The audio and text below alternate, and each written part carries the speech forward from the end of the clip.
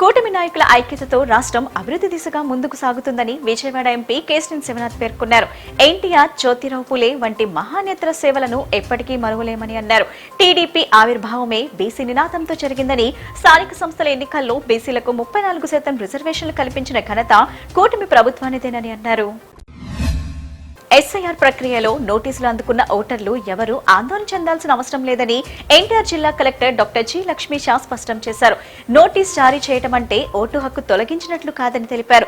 నోటీసులు అందుకున్న వారు నిర్ణీత గడువులోగా తమ వద్ద ఉన్న ఆధారాలు, సంబంధిత పత్రాలను సమర్పించి అభ్యంతరాలు తెలియజేయవచ్చునన్నారు. ప్రతి కేసును నిష్పక్షపాతంగా పరిశీలించి అర్హత ఉన్న ప్రతి ఒక్కరి ఓటు హక్కు పరిరక్షించేలా చర్యలు తీసుకుంటామని కలెక్టర్ తెలిపారు. ఇప్పటి వరకు 185,718 నోటీసులు పంపిణీ 32,996 మందికి విచారణ పూర్తయిందన్నారు. ఈ నెల 22, 23, 29, 30 తేదీల్లో ప్రత్యేక ప్రచార దినాలు నిర్వహిస్తున్నట్లు వెల్లడించారు. ఓటర్ల జాబితాను దోషరహితంగా రూపొందించే ప్రక్రియలో ప్రతి ఒక్కరూ భాగస్వాములు కావాలని కలెక్టర్ లక్ష్మీ షా కోరారు.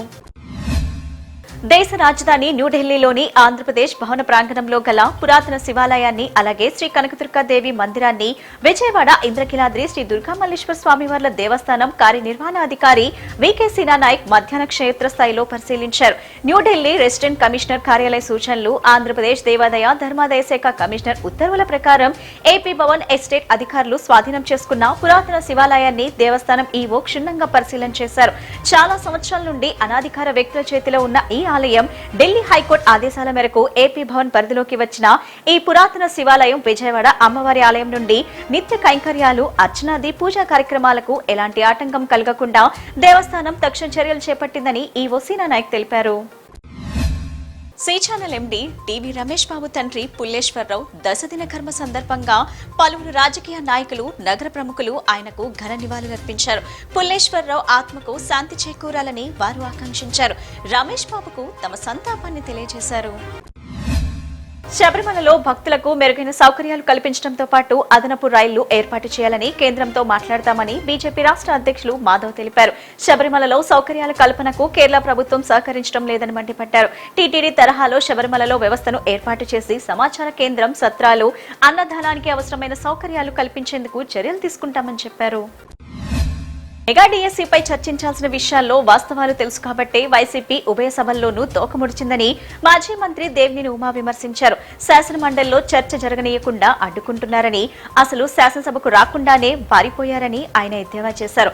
మాట్లాడేందుకు సరుకు లేక, సత్తా లేక తాడేపల్లి ప్యాలెస్ లో కూర్చొని బురద చల్లే ప్రయత్నాలు చేశారని మండిపడ్డారు. వైసీపీ నేతల అభద్రతా భావం, పిరికితనం, చేతకానితనానికి ఇది నిదర్శనమని ఉమా వ్యాఖ్యానించారు. 3 దశాబ్దాల కలగా ఉన్న వెలిగొండ నిర్వాసితుల జీవితాల్లో కూటమి ప్రభుత్వం వెలుగులు నింపిందని బీజేపీ సీనియర్ నేత, అధికార ప్రతినిధి లంకా దినకర్ అన్నారు. రాష్ట్రానికి పోలవరం జీవననాడి, పశ్చిమ ప్రకాశంకి వెలిగొండ జీవననాడి అని అన్నారు. ఫ్లోరైడ్ మరియు కరువు సమస్యలకు చెక్ పెడుతూ సాగు, త్రాగు మరియు పారిశ్రామిక అవసరాలకు నీటి వనరుల లభ్యతను డబుల్ ఇంజన్ సర్కార్ సమకూర్చిందని అన్నారు. చరిత్రలో వెలిగొండ పూర్తి కాకుండా జాతికి అంకితమంటూ మోసం చేసిన జగన్మోహన్ రెడ్డి ఒకవైపు, ప్రధాని నరేంద్ర మోడీ జీ సహకారంతో వెలిగొండను పూర్తి చేసి దీర్ఘకాలిక నీటి లభ్యతతో గోదావరి నీటిని అనుసంధానం చేసి శాశ్వతంగా ఫ్లోరైడ్ మరియు కరువు నుండి వెనుకబడిన ప్రాంతాన్ని సుభిక్షంగా మార్చే ప్రణాళిక తయారు చేస్తున్న ముఖ్యమంత్రి నారా చంద్రబాబు నాయుడు నేతృత్వంలోని డబుల్ ఇంజన్ సర్కార్ మరోవైపు ప్రజలకు కనపడుతుందని ఆయన ఉద్ఘాటించారు.